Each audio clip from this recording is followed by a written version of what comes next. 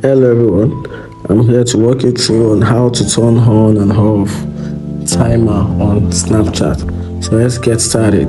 So for you to turn off or turn off timer on your Snapchat, you have to tap on your camera icon. You want to tap on this plus button and you're going to swipe up and you scroll down to the very end and you tap on timer. You can see right here set a countdown or video timer. You're going to tap and you can see timer has been added to your main screen. You can see a circle on the screen with a circle 3 inside, which this means that whenever you start or hit a snap on camera to record a particular video, the timer set for that particular video to start recording will be a countdown from 3 to 0.